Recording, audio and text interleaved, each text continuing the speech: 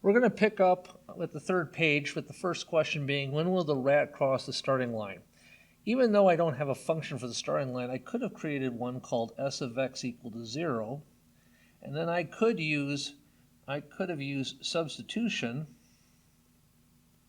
similar to what I have done before, and basically say, when did the r of x function, the rat function, equal the starting line function? Or more specifically, when did negative 2x plus 1200 equal 0? And if I would move the 1200 to the other side and divide both sides by negative 2, you would get x equal 600 seconds. And that is when I would need the rat to cross the finishing line. So what I'm going to do is come back down to here on this graph and realize that I should be plotting this point here at essentially 600 seconds, comma, 0 feet. If I move over to my GeoGebra, you will see that I happen to have my graph from before. Probably need to slide this over a little bit. So to slide it over, you click on this icon and you can just move graphics view and slide that over so that I can see my intercepts in this particular case. But what I also want to see is this particular x-intercept where the rat occurs. So I could zoom out, or I could hold the shift key down and move my cursor over the x-axis so I could drag this across till I see 600, which is right about there. And then what I can do is I can actually find where they intersect. And again, to find the intersection point, go to the second icon from the left, click on that icon, go down to intersect. And you can actually choose the R equation, which in this case looks like a type of red-orange. And you can actually click on the x-axis and it will find the intersection point. Since we'll want to be able to see the value of this, of these coordinates, even though they are listed here, we can come over here, click on the 3 dots, choose setting, and then in my settings where it says show label, I'll choose value and I'll actually get the result of 600. You need to move it, just click on the other arrow that says move, not this one over here, it's a different one, move graphics view, move, and then you can actually slide this around and you can put it right there. So there I have now that particular intersection point graphed and labeled, just as I have these 2 points where they cross the hare and the tortoise cross the finishing line.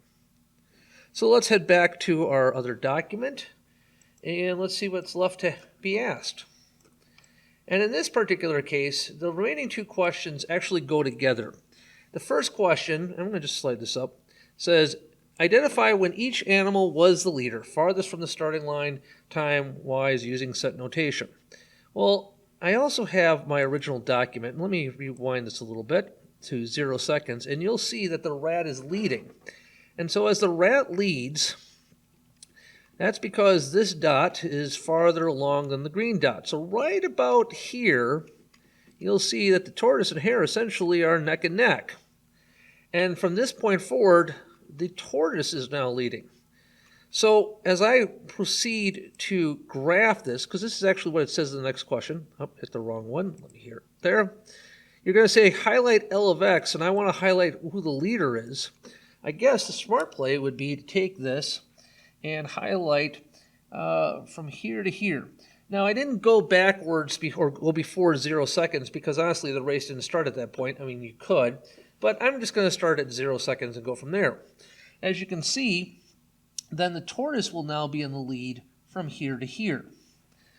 Well, if we continue on this play, and you can see this accordingly by clicking back here, and let's move ahead with our race, you'll see eventually the hare passes the rat, but the tortoise is still the leader, and only right here is the hare about to pass the tortoise and get to the finish line first. So we'll want to include that part of the graph as our highlight, and so we'll continue on highlighting from here to there. So what I want is to essentially say that in both words and in what's called a piecewise function. So let's start with the rat.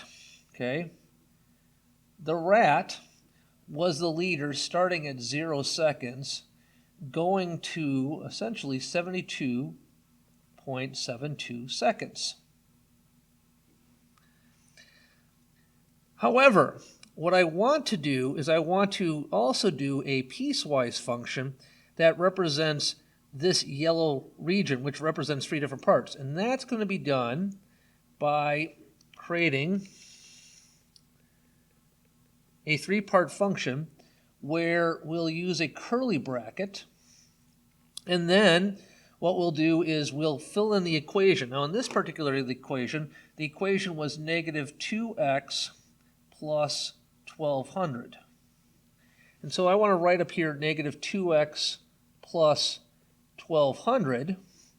But then I need to specifically say when does that apply? And that applies to that answer comes from right here. And so what I'm going to do is I'm going to use interval notation because it says use interval notation here. So I'm going to write it instead as 0 to 72.72. Now, you'll notice I did not include a bracket or a parentheses. I'm going to come back to that in a moment, but I want to move on to the tortoise. And the tortoise, at exactly 72.72 seconds, all right, repeating, takes over as leader, actually is tied as leader, and then takes over as leader until it gets to 190.476 seconds. Okay. Well, this particular equation is 0.75x plus 1,000. And so that's what I want to put here, 0.75x plus 1,000. And I want that to go from 72.72 and go all the way up to 190.476. The difference between a piecewise function and what I'm asking up here is technically they are tied and they are both leaders here. When it comes to a piecewise function, we don't want we don't want 2 pieces to occupy the rules at the same time. So we're going to have to choose one over the other one. And so I think it's just easier to say, you know, the moment we know the tortoise is going to tie and take over, I think we'll just not include this one for that particular function, but we will include it for this one. And I think we'll just be consistent all the way down the line, And then when the hare takes over, let's put the hare there, he'll take over at a roughly 190.476 seconds, because that's the coordinate, and will continue to be the leader from that point forward. And since that particular equation happens to be 6x, what we'll do is we'll go 6x, and we'll have that function take over from 190.476, at least the approximation, and we'll let the hare win essentially forever, which is why we'll go to infinity. And that's pretty much how you do a piecewise function. You put your function, and then you basically state which part of that is going to be from 0 in this case to 72.72. You go from this x to that x. And then the next place is the 0.75x plus 1,000. And that started at 72.72, that value x coordinate to that x coordinate. And then honestly, the hare takes over from that point on and proceeds to win. And that would be your piecewise function.